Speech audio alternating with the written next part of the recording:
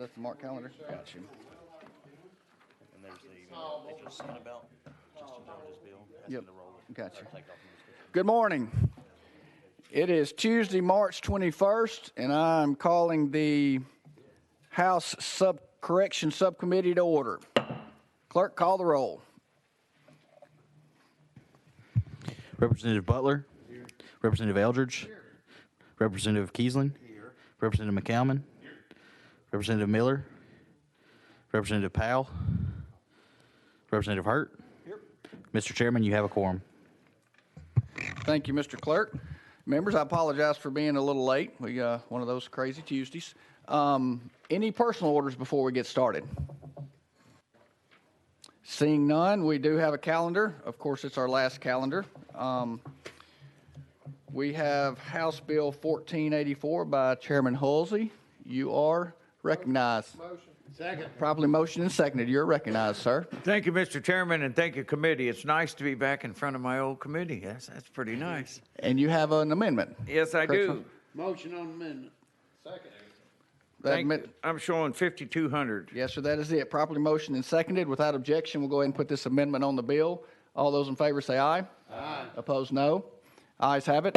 Amendment goes on the bill. You are recognized, Chairman Halsey. Thank you, Mr. Chairman, and I do appreciate you leaving me a cup of coffee here on the podium. I appreciate that. As state law is written right now, of course, all the jails in our state have to take care of medical issues of inmates. Mm-hmm. When you have somebody that is HIV positive, that becomes quite expensive. In Sullivan County, where I'm at, there's 2 inmates in a jail who have HIV, and collectively it costs the county $14,000 a month to treat them. And of course, that's bleeding county's budgets dry. The way state law was evidently written, there was no way to tap into the federal money called the Ryan White funds that puts money into the Department of Health here in the state.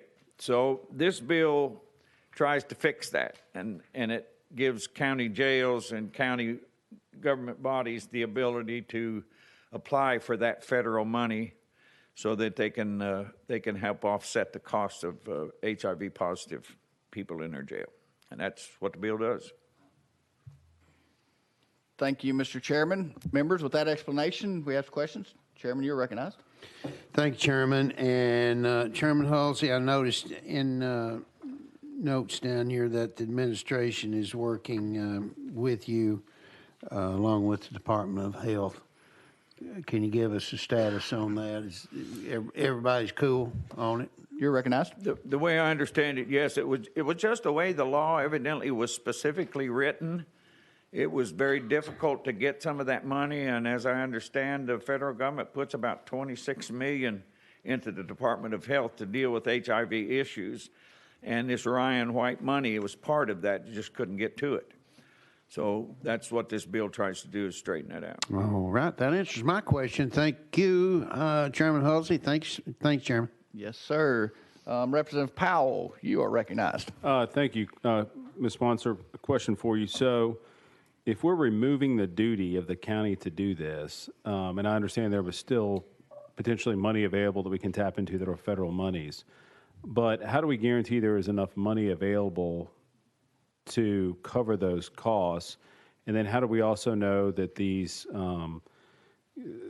entities are going to still offer those services? My concern here is we're basically removing this requirement, and I appreciate the fact we're going to try to supplement with federal funds. That's a noble effort, but how do we make sure that we are still helping assist these patients that have HIV/AIDS? Chairman Halsey. Okay, I think there are requirements from this money on a gambit of things that you have to do with it. Part of it is prevention programs, education programs. That money's still allocated for that. This just allows, and by the way, this doesn't change the county's responsibility to have to meet the needs medically of everybody in their jail. They still have to do that. This just allows, after those funds that are mandated that they have to go for education or they have to go for prevention, that what money's left over you can apply for through the Department of Health and get them. But the restrictions or the requirements haven't gone away. They're still there. Representative Powell, follow up? I guess I'm just sitting here looking at this amendment. It says removes the duty of the county legislative body to provide HIV medication to or HIV positive patients. So my concern is if we're removing that requirement, and the other concern here is one, if somebody is taking these medications, I understand they can be costly, but then if they develop more serious, because they're not on the medications, they develop more serious symptoms and go from HIV to having full-blown AIDS, that could be even more costly. And so I get the fact that we're trying to tap into federal dollars, but I have an issue with removing this duty of the county legislative bodies to still provide this service. Representative Halsey? Okay, I might be misunderstanding you, but the counties are still responsible to provide this service. It's just this opens the door for them to try and get some of this supplemental money to do it. Representative Powell? Mr. Chairman, if we could we go to session, ask legal if I'm interpreting this correctly? Sure. With that objection, we'll go out of session to hear from legal.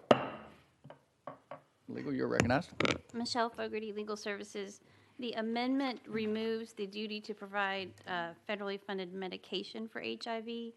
It does not amend the other sections of the statute that require the county to provide medical attendance for all prisoners confined in the jail.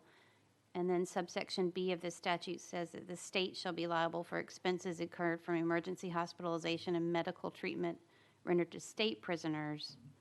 But the amendment is just specific to federally funded medications for HIV. Representative Powell, more questions? I guess not. Okay, I think that answers my question. Okay, members, any more questions for legal while we're out of session? Seeing none, we're back in session. Representative Powell, another follow-up? Yeah, and I guess, and I understand what you're trying to do here, Chairman, but my concern here is if we're removing that requirement to provide these medications, then this could actually cost the state even more money, in my view, because while somebody can be taking these medications while they have HIV and then they're in the jail and those are no longer provided, then they could develop even more serious symptoms and, like I said, go from having HIV to then having full-blown AIDS and then be released potentially from the jail into the general public and have even greater costs on the public if they have developed even further. So I understand what we're trying to do here. I appreciate you trying to get federal funds, but I just think this is concerning and a step back for us as we just heard that explanation from legal. Anything, Representative Halsey, you good? I don't know how to respond. The intent of the bill is just trying to find another way to fund it.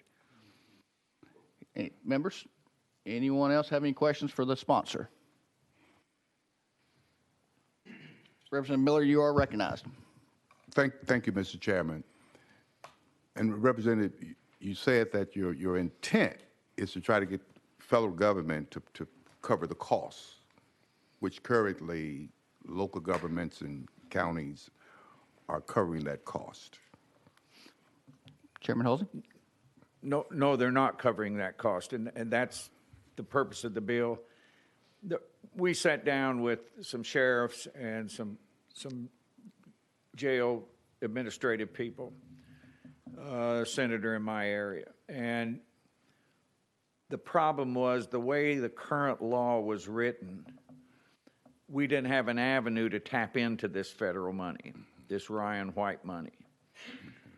And so the senator came down here and talked to legal to find a way where we could supplement some of this federal money for HIV people who need medication. And I was saying at the beginning, it costs about $7,000 a month for one person.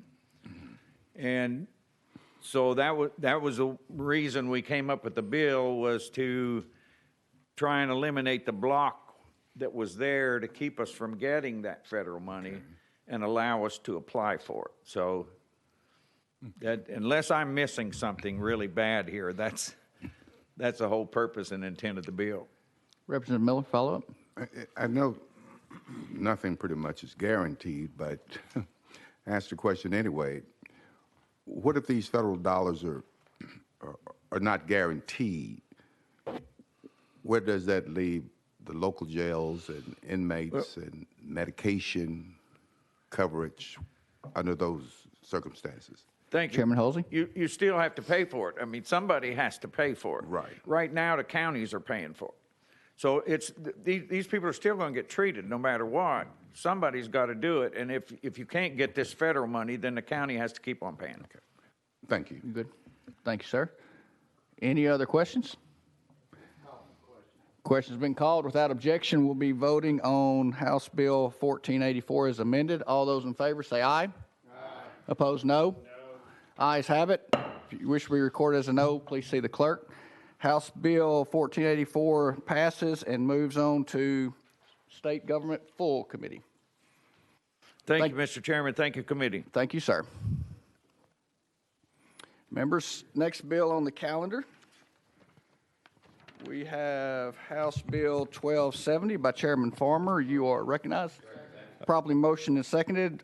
Chairman Farmer, you have a amendment? Yeah, 5914, Mr. Chair. Matches what we have. Properly motioned and seconded. Without objection, we'll put the amendment on the bill. Yes. All those in favor of the amendment say aye. Aye. Opposed, no. Ayes have it. Amendment is on the bill.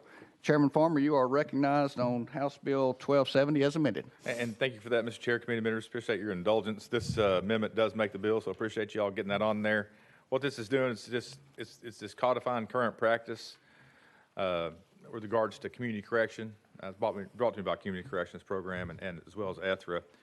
We had some issues last year. I believe some community corrections programs were taken out of the budget. Some are still there. For those who are there, this is going to help solidify the current practice. So this is what this does. Thank you for that explanation, members. Any questions for the sponsor? Chairman, you are recognized. Thank you, Chair. And Chairman Farmer, when it says it prohibits, so it adds community-based supervision provided by local governments and qualified public entities. That means churches as well. Anything private entities such as churches. Then does that include churches? Chairman Farmer, you're recognized. Thank you, Mr. Chair and Chairman Keisling. That's a good question. I think we're talking about community-based supervision. That'd be a court-ordered supervision through the courts, through community corrections. And then within that supervision, those probation officers could accept, I believe this should answer your question, could accept some community service work from those organizations. Chairman Keisling, follow up. Okay. Okay. Thank you. Thank you, Chairman Farmer. And Thank you. I hope that answered your question. If not, I'm happy to answer any questions members have after committee. Sure. Or now. Members, any other questions for the sponsor? Seeing none, we'll be voting on moving House Bill 1270 as amended on to State Government Full Committee. All those in favor say aye. Aye. Opposed, no. Ayes have it. Sponsor your bill. House Bill 1270 moves on to State Government Full. Hey, and Mr. Chair, I'll take Chairman Halsey's coffee here off the podium. That way nobody spills it. Thank you, sir. We appreciate that. Thank you. Enjoy. Okay, members, that brings us to number 3, and the sponsor has asked us to take it off notice. House Bill 1239 is off notice. Members, that brings us to the end of our final calendar. Any personal comments from the committee? Chairman Keisling, you are recognized. I do, Chair, and thank you. I do. I just want to again appreciate the job you and the team's done throughout this session. I know this is wrap it up for us for our subcommittee today. So anyway, it's been a pleasure serving with the others here around this around the table, as I'll say. So anyway, again, thank you, sir. Appreciate your service. Thank you, members. Anything else? Again, as a final calendar, I appreciate y'all's service and your attention and attendance so far, and look forward to continuing to serve with y'all throughout the session as we wind this thing up and moving on to next year. So with that, we will adjourn subject to the call of the chair. Okay, the committee is closed subject to the call of the chair.